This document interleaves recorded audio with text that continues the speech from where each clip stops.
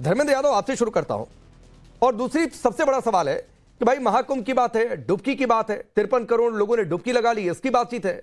बातचीत यह है कि 3 लाख करोड़ की अर्थव्यवस्था को इससे बढ़त मिल रही है, इसकी बातचीत है। इस बीच अकबर क्यों याद आया भाई?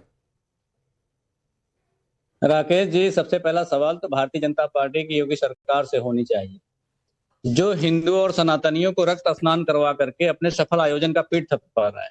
जिस सरकार के पास ये आंकड़े नहीं है भगदड़ में कितने लोग की जान चली गई, वो अपने आप को सनातनी बता रहे हैं। जिस सरकार के पास ये भी आंकड़े नहीं है कि रेलवे स्टेशन पे कितने लोगों ने अपनी जानें गंवा दी, 7 साल की बच्ची अपनी जान गंवा दी, वो अपना पीठ थपथपा रहे हैं। इन सब के बावजूद भी योगी जी कह रहे हैं कि हमने मुनाफे का महाकुंभ कर दिया।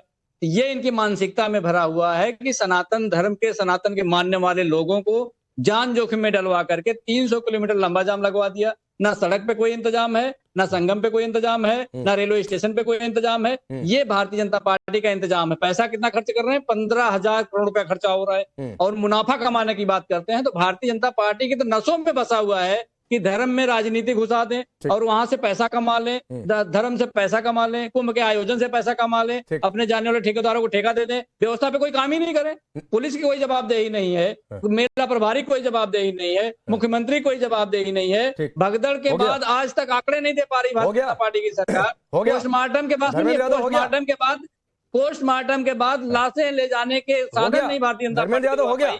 नहीं, अलबत्ता मैंने जो सवाल पूछा, अब सुनिए, धर्मेंद्र यादव, मेरे सामने ना शब्द जरा बड़े सोच समझ के, आप तो प्रोफेसर है ना, तो आप रुकिए, मैं आपकी बातों से आता हूं। अलबत्ता मैंने जो सवाल पूछा कि भाई अकबर क्यों याद आया, आप उसका जवाब नहीं दे पाए। आपको धार्मिक आयोजन से अगर कमाई हो जा रही है तो आपको उससे दिक्कत है, आपको दिक्कत है बाप रे 15,000 करोड़ खर्चा कैसे कर दिया, इससे बड़ी दिक्कत हो रही है आपको। लेकिन मैं इस सबसे उलट, रुक जाइए, हाँ नहीं रुकिए, हाँ ठीक है, जान चली गई, जान चली गई, गंभीर है, जवाबदेही तय होनी चाहिए। और समय समय पर जवाबदेही क्यों नहीं तय हो रही है, कब तय हो जाएगी और किसको लेकर तय होगी, धर्मेंद्र यादव वो भी सवाल पूछते रहेंगे। 2013 में कितने लोगों की जवाबदेही आज तक आप लोगों ने तय कर दी थी, उसके बाद जब आप लोगों की सरकार रही कोई नहीं जानता है। लेकिन सुनिए धर्मेंद्र यादव, सुनिए भाई, सुनिए पहले आपने जो 1-1.5-2 मिनट बोला उसमें आपने एक शब्द का इस्तेमाल किया, धर्मेंद्र यादव, आपने उस शब्द का इस्तेमाल किया रक्त स्नान। तो गंगा आपको रक्त रंजित दिखाई दे रही है, संगम आपको रक्त रंजित दिखाई दे रहा है, लाल रंग का लहू तैरता दिख रहा है। रक्त रंजित कभी आपने सरजू को नहीं कहा जब गोलियां चल गई थी, और तब जब वाकई सरजू रक्त रंजित हो गई थी तब आपके मुंह से नहीं निकला था शब्द कि रक्त रंजित हो गई सरजू, साफ हो गई गंगा, मौत लाशों से साफ होती है गंगा। तो अखिलेश यादव ने रक्त रंजित गंगा में डुबकी लगाई थी। मुझे बताइए ना, मैं पूछ तो रहा हूं कि अखिलेश यादव जब डुबकी लगाने पहुंचे थे तो रक्त रंजित संगम में डुबकी लगाई थी अखिलेश यादव ने। लाल पानी दिख रहा था, लहू सा पानी दिख रहा था आपको। धर्मेंद्र यादव कुछ भी आएंगे बोल के चले जाएंगे। इससे रक्त रंजित नहीं हो रहा, क्या हो रहा है मुझे बताइए, क्यों नहीं हो रहा है, क्यों नहीं आंकड़े बता रहे हो आप, क्यों जो है आप 4 मूर्ति नहीं मेरा अल्लाह से रखवाए, क्यों आपने उनको गुमशुदा में दिखा दिया? नहीं, आपके हिसाब से तो, आपके हिसाब से वहां पर रेत में लाशें दफना दी गई थी धर्मेंद्र यादव। आपके हिसाब से आप ही थे ना, अगर मैं ठीक हूं, कि गाजीपुर तक लाशें तैरती चली गई। जब मैंने कहा था थोड़ा सा कॉमन सेंस, अरे भैया सुनिए धर्मेंद्र यादव, जिस सोशल मीडिया हैंडल की अफवाह को आप कह रहे थे केस दर्ज हो गया है, और आपसे उस दिन भी कहा था सोशल मीडिया से बाहर निकलिए, ग्राउंड पर उतरिए, कमरे में बैठकर पॉलिटिक्स छोड़ दीजिए। थोड़ा सा अगर जाकर प्रयागराज में डुबकी लगाए होते तो इतना कॉमन सेंस होता कि पीपे के पुल से लाशें फंस जाती हैं। जिंदा महिला ने क्या कहा? ठीक है, अब मनीष शुक्ला रुक जाइए, नहीं, मुझे शब्दों से बड़ी दिक्कत होती है। मैं आपको बता रहा हूं, धर्मेंद्र यादव प्रोफेसर हैं, आप पढ़ाते हैं और शब्दों का ध्यान बहुत सोच समझ कर। मनीष भाई, रुकिए, आप रुकिए। मनीष भाई, इन्होंने कहा रक्त स्नान आप लोगों ने करवाया। सवाल यह कि अखिलेश यादव ने जब नहाया तो रक्त रंजित था संगम, रक्त रंजित थी गंगा, और फिर तो सवाल यह भी है कि रक्त रंजित तब सरजू नहीं हुई जब गोलियां चली थी। देखिए राकेश जी, मैं 2-3 बातों का जवाब जरूर देना चाहूंगा। एक तो अकबर, बाबर और औरंगजेब की बात आपने कही। देखिए अखिलेश यादव पूरी समाजवादी पार्टी के लिए प्रातः स्मरणीय है लोग, उन्हीं के कब्र पर फातिया पढ़ के समाजवादी पार्टी अपने राजनीतिक सिद्धांत गढ़ती है। और जब अकबर, बाबर और औरंगजेब जिसके प्रातः स्मरणीय हो, उनको हर चीज रक्त रंजित नजर आएगी।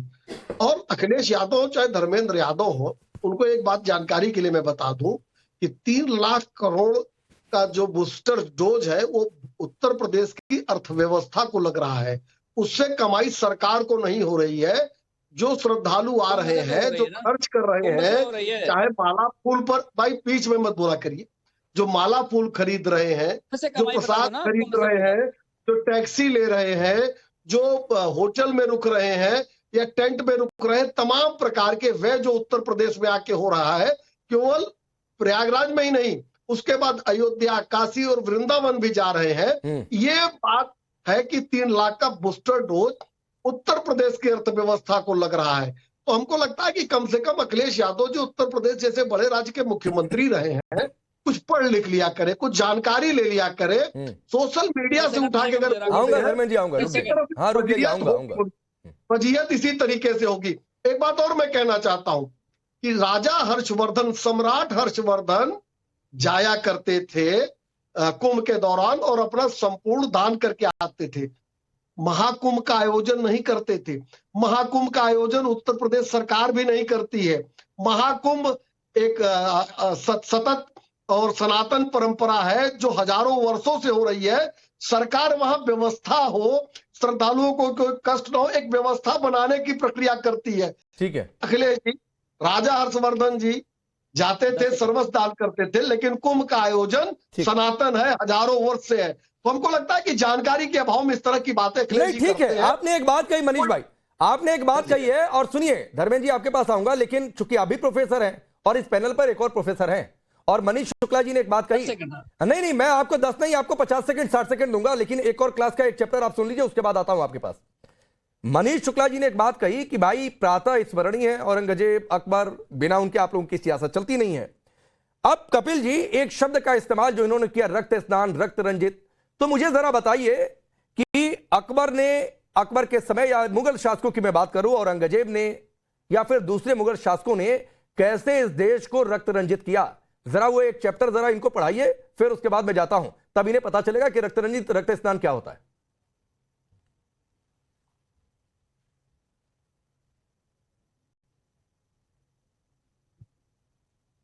कपिल जी आवाज हेलो, हाँ जी आप बोलिए कपिल जी, आपसे ही सवाल था सर। हाँ, 1 मिनट सवाल अपना दोबारा दोहरा दीजिए जरा। मैं ये कह रहा हूं कि रक्त स्नान शब्द का इस्तेमाल किया धर्मेंद्र जी ने, जो कि सपा के प्रवक्ता हैं, और मनीष भाई ने कहा कि भाई ये तो अकबर, मुगल शासकों का इतिहास ही रक्त रंजित रहा है, तो इन्हें रक्त स्नान याद आएगा ही आएगा। तो जरा रक्त रंजित इतिहास का एक चैप्टर दिखाइए इनको, धर्मेंद्र जी को। देखिए ये जिस अकबर की बात करते हैं, ये भूल जाते हैं कि वो अकबर है जिसने चित्तौड़गढ़ के अंदर जीतने के बाद में, और खुद इसके अखबारनामे में लिखा हुआ है, 40,000 नागरिकों का कत्ल करवाया था।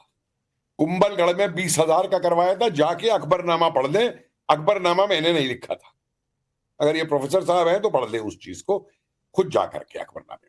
मैं दूसरी बात एक यहां पे कहना चाहता हूं, क्योंकि मैं राजनीतिक लड़ाई में नहीं पढ़ना चाहता, लेकिन मुझे लगता यह है कि जो स्टेटमेंट ये देते हैं अखिलेश यादव और जो इनके प्रवक्ता देते हैं, बीजेपी को तो इनसे बहुत खुश होना चाहिए, क्योंकि इन सारे स्टेटमेंट को देने के बाद में ये आज तक ये नहीं समझ पाए हैं कि सनातन के खिलाफ बोल बोल करके इनका वोट बैंक कैसे सिकुड़ता जा रहा है। नहीं तो ये अध्याय नहीं हारते, उपचुनाव नहीं हारते। और जिस तरीके के ये स्टेटमेंट देते हैं, उस समय इस समय आपके साथ हाफिज साहब बैठे हुए हैं, ये तो वो भी नहीं देते। ये तो खुद हाफिज साहब भी लगे हुए हैं कि खाई पटनी चाहिए, और ये उस खाई को और बढ़ाने में लगे हुए हैं, क्योंकि ये समझते हैं कि इससे वोट आ जाएगी।